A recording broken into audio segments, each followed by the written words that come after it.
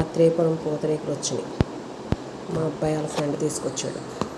ఆత్రేయపురం పూతరేకులు అంటే పెద్ద ఫేమస్ కదా. ఎలా ఉన్నాయి చూపిస్తా.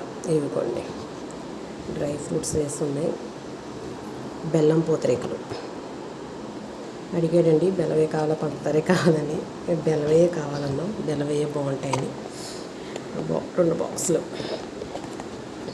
ఇలా ఉన్నాయి లైన్గా. ఎన్ని ఉన్నాయి? 1 2 3 4 5 6 7 8 9 10 ఉన్నాయి. బాక్స్కి 10 ఉన్నాయి. ఈ బాక్స్కి 10, ఈ బాక్స్కి 10. దీంతోపాటు ఈ కొన్ని మామిడి తాండ్ర తీసుకొచ్చాడు. అక్కడ మామిడి తాండ్ర చాలా బాగుంటుందండి. మామిడి తాండ్ర ఇది అడిగాడు.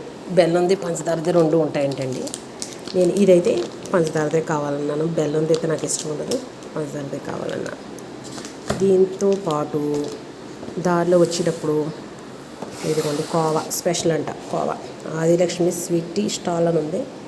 చాలా ఫేమస్ అంటండి. పాలకోవా ప్రత్యేకత ఉంది వీళ్ళకి. ఎక్కడ బ్రాంచులు ఏమంటే కానీ చాలా బాగుంటుందంట కోవా. ఇదిగోండి మెయిన్ రోడ్, కంట్రీ గంట, కొత్తపేట, తూర్పుగోదావరి జిల్లా, కొత్తపేట మండలం అనుకుంటా అండి. ఇది మండలం ఉంది. ఇదిగోండి కోవా ఈ కలర్లో ఉంది. చూడండి ఎలా ఉందో, మంచి కలర్, చాలా బాగుంటుందంటండి. ఇక్కడ కోవా ఇంకా కేకులు అబ్బాయి చూపించాడండి.